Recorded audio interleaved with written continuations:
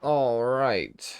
Now we're doing, ladies and gentlemen, over on the YouTube side of things. Someone just popped into the Fellowship stream and said that they know absolutely nothing about the game and are curious for my synopsis of it. So I am going to try and sell both him and you on Fellowship. I have done multiple videos on the channel about this game.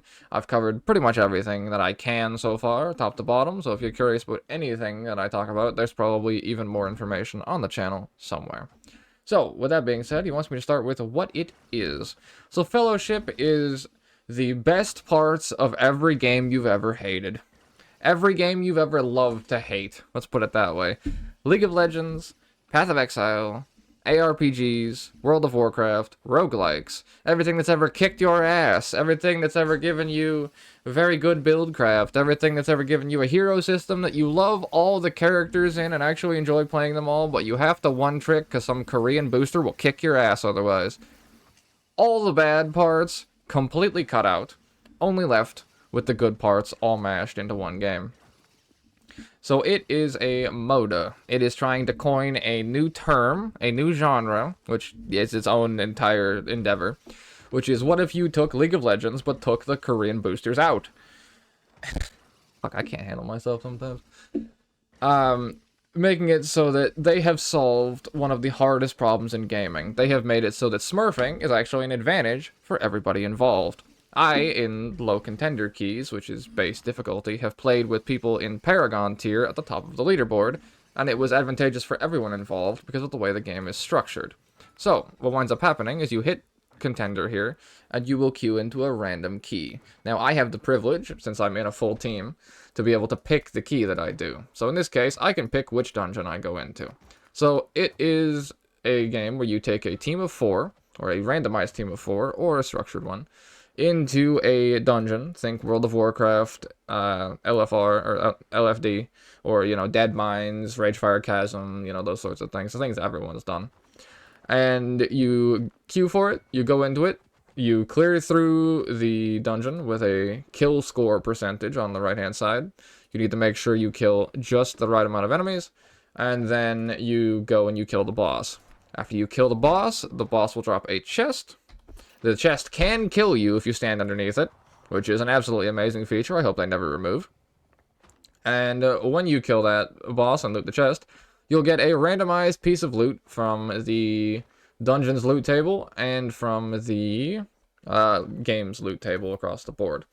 So, you do enough of those dungeons, you can start to put a build together. Now, you do all of that after you've picked one of 9 heroes. Now, people are saying a lot of different things about these heroes.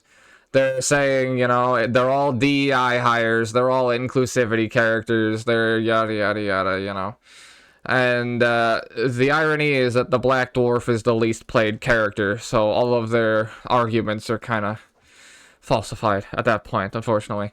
People say that, oh, this game's gonna die because it doesn't have character creation, but it's because they're trying to turn it into the game that they want it to be, or they're trying to turn it into the game that they already have. The problem that people are facing when it comes to Fellowship is that they are trying to turn it into a game they already have. They're saying, why isn't this more like World of Warcraft? Why isn't this more like ARPGs? Why isn't this more like League of Legends? Etc., etc., etc. Rather than seeing it as its own thing. If you start to see it as its own thing, you realize the flexibility that the hero system gives you. So in my case, as a streamer, I have played with a bunch of people throughout the day and last couple of days, and I have flexed every single role in this case. So, this is the sort of game where you can one trick if you want and pick one hero and try and go all the way up the leaderboard. Or, you can play a multitude of heroes, slowly gear them all up, and experiment with a lot of different playstyles.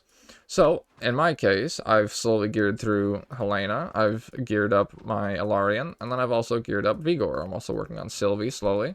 But this makes it so that if I have a group of people who need something, I can switch to whatever hero I want to play. Now, if you're playing World of Warcraft, if you're playing an ARPG, if you're playing League of Legends, you can't do anything along those lines. Because like I said, if you OTP this and you decide to play this game, the guy across from you who has 700 games is going to kick your ass. If you OTP this, and then you switch to this for a game, sorry, no. If you OTP this and then you want to switch characters in an ARPG, now you have to do the entire progression process all over again. If you want to play Mythic Plus, the sort of style this game is based on in World of Warcraft, you would have to gear 9 characters to be able to even get to the point that we're at right now for paying $25 and skipping the sub fee. Alright? So, that's the big thing, is that people want character creation and all this customization and all that sort of stuff, and I understand why. I think there's more they could do with customization. Like, they could turn these skins into, like, compartmentalized things, where each one of these parts you can mix and match with other skins and all this sort of stuff, like Dota-style cosmetics, and then you get some really, really cool stuff. But we aren't there yet. That's probably maybe Season 5, all that sort of shit, if we make it there. But, where was I going with this? Oh, yes, the flexibility of the hero system. So, in my case, I enjoy every single hero here. There genuinely isn't one that I don't enjoy playing, because every single hero has a very simplistic kit with a lot of depth and flexibility within each kit. So, in regards to Helena, for example, this is just your basic sword and shield tank. She plays like a mix of Protection Warrior from World of Warcraft and Protection Paladin from World of Warcraft. She can throw her shield and then slam you with the shield immediately afterwards. Now, if you enjoy shield throw more, you can go into your talents here, and you can build for shield throw. Like the first build that I made. You go Razor Shrapnel, Skullcracker, Best Defense, and then you hit a bunch of shield resets, and you build for that. Alright? Or, alternatively, you build for Shield Slam. And you take Shield Slam damage, and Shield Slam damage, and Frontline Defender, and High Command, and all this shit. Or you go through and you make a defensive setup, and you feel like you're struggling in keys. You take Shield Mastery, the Best Defense.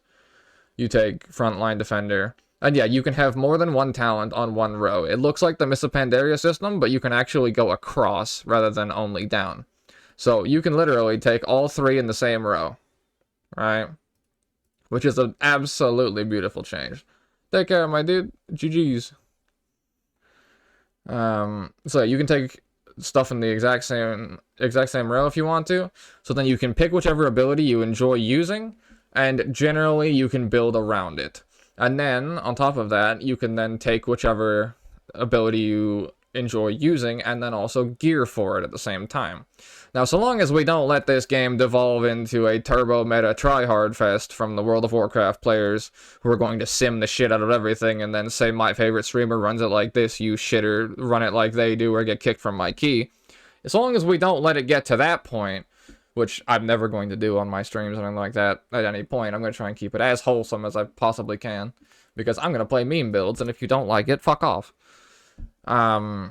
But other people probably going to do a little bit different to that, unfortunately. We are going to have to adapt to how the community does shape up, but I'm going to do my own thing. Either way, I don't really care. So, I'll be posting meme builds and messing around. So, for example, if I was, say, a fan of Sweeping Strike, which I am, there's not really much in the way of interaction with Sweeping Strike in the skill tree.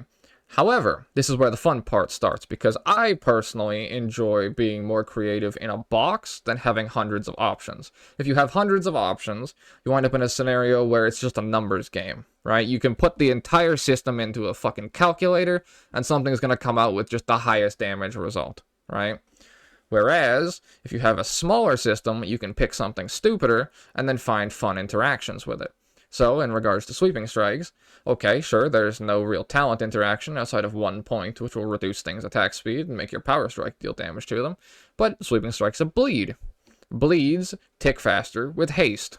So if you enjoy Sweeping Strikes, if you stack haste, your bleed will tick faster, and you can see the cooldown is also lower. So if I take off a piece of haste gear, in this case, you'll see my cooldown goes up. Right, rather than down. If I put haste gear back on, it goes down. Right, so you can make a, air quotes, a meme build where you stack as much haste as humanly possible, and then you go and you build up your Sweeping Strikes, right? Okay, well, what if there's only a certain amount of haste gear you can get? You will get scaled down if you're doing lower tier keys. So, if you can't find a game in any of these higher tiers, which will sometimes, well, maybe eventually happen, what you can do would then be to create a literal twink character from World of Warcraft, if you know what those are, where you go through and you find the exact piece for every single slot. You don't theory craft it, but you can just come up with your own for fun stuff. And then you can get to a point where you put haste in every single slot.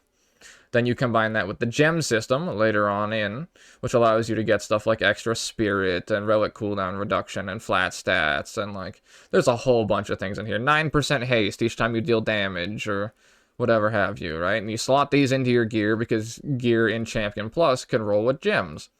So if you manage to make your way up here, you can then get all of that gear and retroactively build a much stronger character to then come back and play with new players if you want, or play with friends and then help them get all the way through the systems. Now, I haven't played anything past Adept personally, but I have played with rank 1 players over here, and they are playing a vastly different game, because this is what my character looks like right now. And she's like the strongest she's ever been so far, because I dropped certain things that just took the game from very difficult to very, very easy. So I dropped a 40% instant heal trinket, as well as a mass dispel trinket. I am a tank that can mass dispel my entire team. It's as good as it sounds. I also have some crazy good buttons that I unlock through the reward tree as I slowly play through the game. So if you pick a character and you're not the biggest fan of how it plays, there is a playstyle within that character you will more than likely like. However, due to the way the reward structure is set up, some abilities are locked until later into the skill tree. So stuff like Hold the Line, which is like Helena's one of her best abilities. This basically doubles or triples her survivability across the board. And Grand Melee, the best button in the game, for example, is like fucking absolutely crazy. This thing cheeses so much stuff. And I agree, I prefer, I wonder if it has forced PvP or something like that on the side. There's no PvP whatsoever. It is only PvE. Which is why, like I said, I'm trying to hopefully keep it as, like, what is it? As, like, a positive kind of vibe. Because at the end of the day, you could argue it's a fucking co-op action game. Right? It's an instance co-op action game, which is what Guild Wars 1 was, by the way. My favorite game of all time. I have 4,900 hours in, or 3,900 hours in, rather. But yeah, there is no PvP whatsoever, and I hope it stays like that. They do say they want to try to add raids at some point, but that'll be way down the line. For example, PoE and PoE 2, most people ignore the skill tree and look up meta. Exactly. And that will still happen. If you're going to play in Champion and Paragon, it might be so difficult you literally need to play meta builds or your build's not viable enough. You might only play meme builds in Contender and Adept, and you fuck around and, you know, make a twink character and what have you. It might be literally that hard that if you want to go and get to this point, then you might have to play meta. I don't know yet. We'll see. I'll tell you when I get there. And there's also Eternal League, which apparently scales infinitely. So, we'll see. Tell me more about the big dungeons. There's also... So, each dungeon that you do, like I said, you go through, you kill the boss, you get the loot at the end of the boss. If you go to your dungeons thing here... Yeah, they also want to do guilds and what have you. Like I said, if they don't take the fellowships in Fellowship, I don't know what's fucking wrong with them. But there is the capstone dungeon. So every time you go up 7 levels in a key, I can't go back into key selection now because my team left, unfortunately.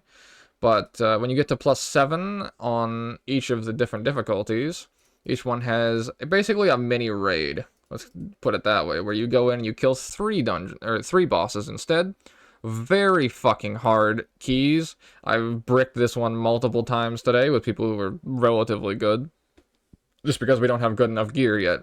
So you go through, you farm these to get better, you do the capstone.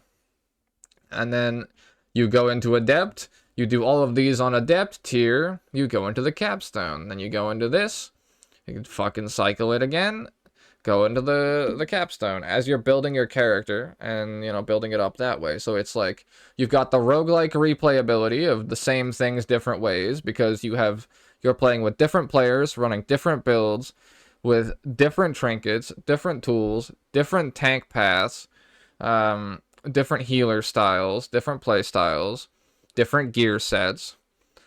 So every single run that you do is unique. Even if you run the exact same key the exact same way over and over and over and over again, someone's going to butt pull and fuck the entire thing up. Any funky microtransactions? Not yet. There is supposedly some kind of store coming soon. There's also supporter packs that are a little bit expensive, but you can buy them individually if you want to. Or alternatively, you can buy the game and then upgrade later. Both are fine. And I'm trying to think, is there anything else? I think I covered most stuff. Yeah, and they're cosmetic only. There's no pay to win or anything like that. Although, one thing I will say, if this video does somehow get, like, giga traction, is I feel like they went backwards on their own design philosophy, because if we go to no skin here, you'll see that my character just, you know, looks lukewarm, right? Their original design philosophy was, like, they want to bring back the classic WoW feeling of, like, oh my god, that guy has Dreadnought, you know what I mean? But they kind of removed that and compromised on their own philosophy the moment they sold supporter packs. Because the problem is that with supporter packs and with cosmetics and skins, like, don't get me wrong, I know they make money, I know they kind of have to do that. It makes it so that, like, if I'm wearing my supporter pack item, you have no idea if the gear I'm wearing is actually any good unless you inspect me, right? So this outfit looks really cool, sure, but I can have this from, like, moment one, as opposed to, like, this being what your guy looks like after you've cleared Capstone 4 and you're playing in Legendary. That's what the original design philosophy was, of, like, we want to keep that, but because they sold supporter packs that you can keep the skins for, and I assume you'll be able to keep the skins through seasons, because it's also going to be a seasonal game, if the game survives long enough, where, you know, Fellowship Season 1, Season 2, Season 3, then you'll be able to use those skins in the seasonal reset and all that sort of stuff. So I'm good with that sort of thing, for sure. But it does kind of screw with that, like, design philosophy they originally had that I did actually quite like. Because I had a lot of moments when I was playing in the open beta, or not the open beta, the Steam Next Fest fucking, like, 8 or 9 months ago. That was like, oh my god, that guy looks cool as fuck. And he was like a Paragon player that landed in my lobby. Or like a champ player that landed in my lobby who was just no-lifing for 3, 4, 5 days, you know? Yeah, for sure, man. Let's hope the actual final rewards look way cooler than the cosmetic stuff. I mean, the thing is, it's like, they kind of also screwed up, in a way, is like, each of these sets you can buy, I'm pretty sure these are the armor sets. Like, I'm pretty sure these are the actual armor sets you get as you scale up. Like, this is, like, Key 1. Or this is, like, Adept. Or fuck, no, this is Contender, sorry. It's literally layered. Look, this is Contender because they're green. This is Adept because they're blue. It even says Adept's attire. And then this is Champ. And then the legendaries are the Twitch drop and the supporter pack item, so. And then you can also buy these cosmetics as well. So if you don't get the gear you want to look the way you want, you can come over here. And then you can buy them as well. So in this case, you can buy some of these. And then other ones you have to earn. Good chunk of people hate explaining games, but I know you've explained it well. You figured out how to monetize it. I'm a teacher at heart, my guy. I've been doing it for fucking almost 10 years at this point. It's a good time.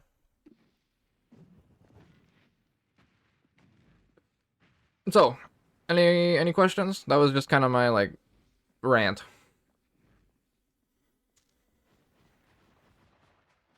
I think I covered a shit ton of stuff, but TLDR, go into dungeon, get loot, use loot to make build based on how you enjoy playing character.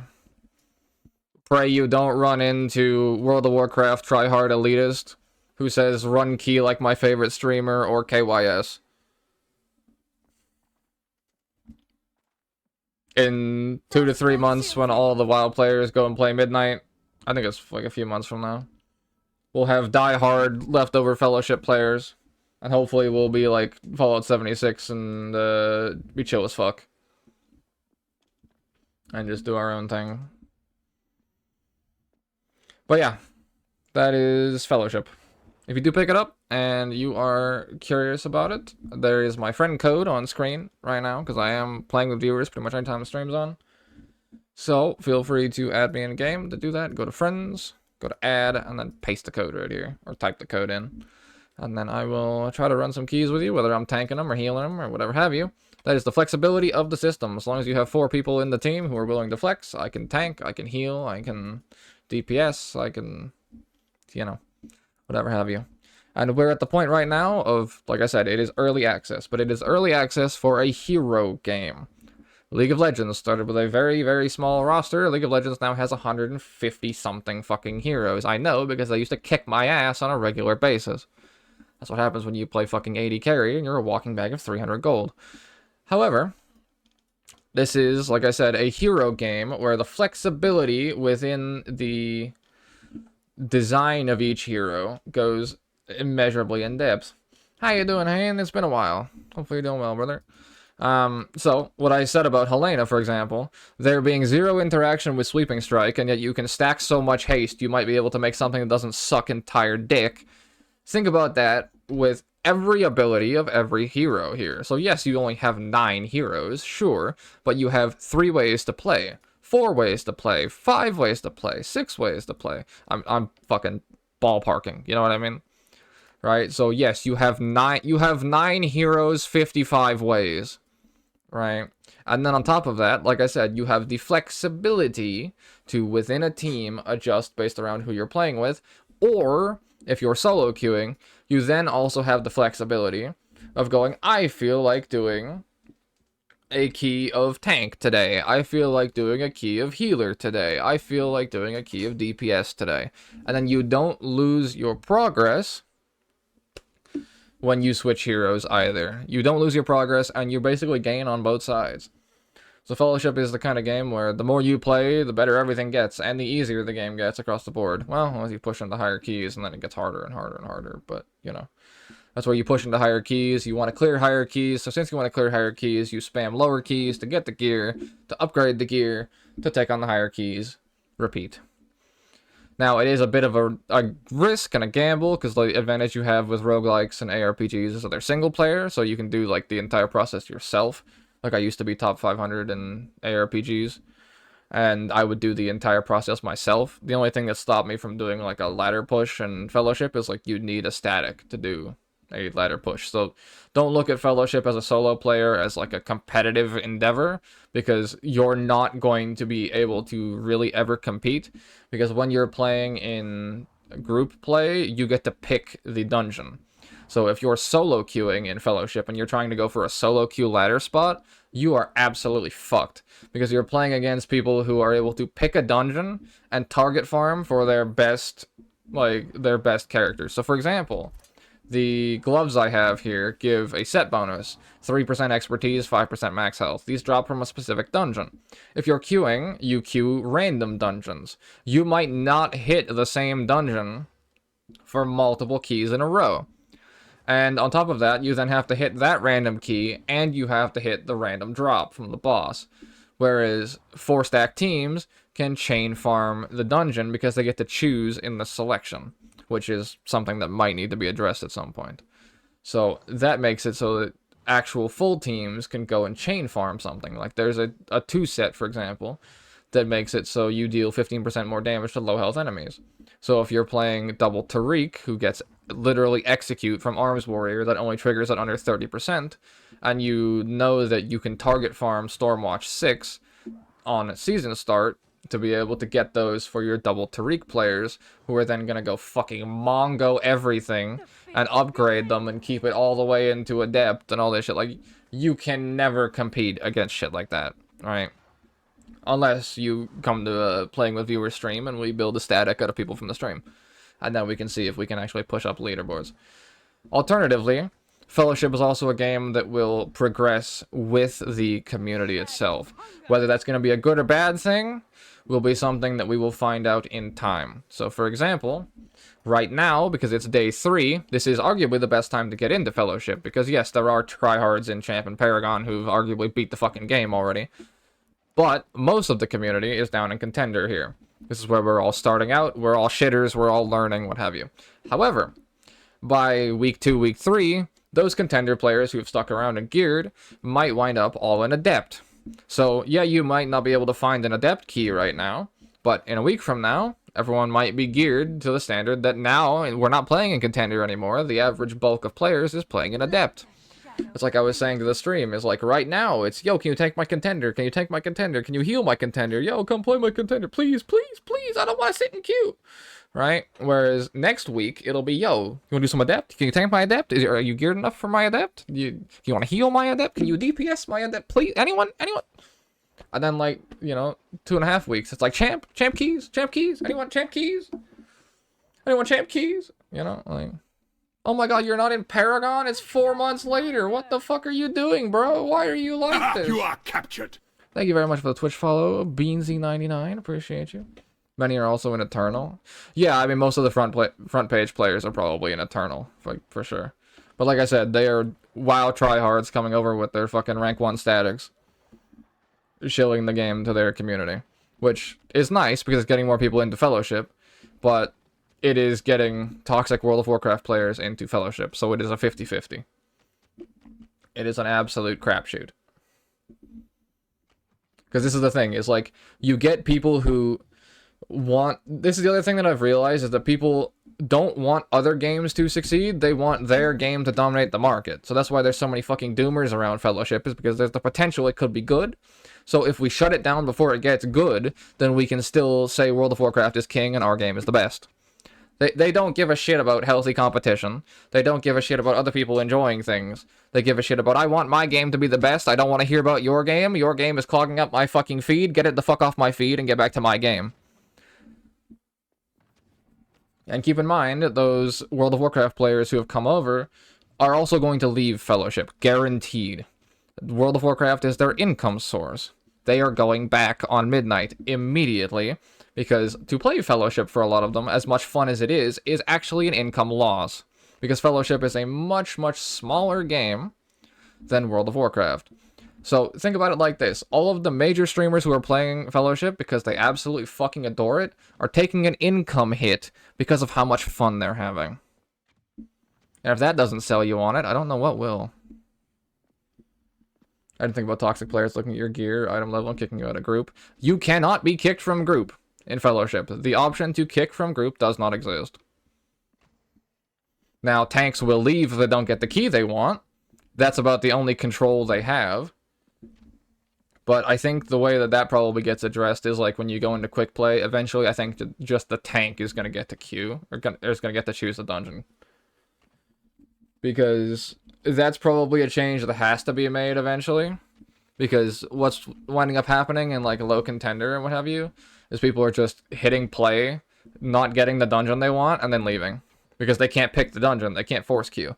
But you can't allow people to force queue either, because if you do that, then everything but the best dungeon in the game is going to be fucking queued for. Right? So that's why you wind up with perma-farming Cithral's Ascent, like I was dealing with in fucking Early Access. How do you check your team's gear? Just right-click, inspect. You just click them, right-click, inspect. Same as everything, or same as WoW. You'll get a panel that looks like this for the team, and you can look through. You can see that. You can also see their eye level when you're in like a dedicated team. I'm basically starting with Pugging with barely any friends. I barely even play, but now I have 50 hours so far. Yeah, that's pretty much how it goes. It's like, the way I describe Fellowship is if you have even a passing interest, you'll like it. If you have even a passing interest in any of the genres that this game pulls from, you'll enjoy it. Just don't try to make it something else. Take it as its own thing, and enjoy the flexibility that it offers to be able to play all the roles of the games you enjoy very, very easily. Because think about this. How do I explain this in a way that makes sense? I went from, like, making food to doing a prop warrior key in under 10 minutes. That's unheard of in World of Warcraft. Sorry, no, 10 minutes was fucking generous. I went from making food to a prop warrior key in under 2 minutes. I booted the game, hit Q, and was in a key. It has the Battle Royale, like, Ah, one more key. Ah, one more key. Ah, fuck it, one more key. I turned the stream on to shill the game to my friends, to my mod team, and I accidentally streamed for 19 hours. Because people just kept coming into the stream and wanting to play. And now I've streamed 11 and a half hours, and the last time I looked at that session timer, it was at fucking 4. Time disappears when I play this game. So, yeah, that's Fellowship.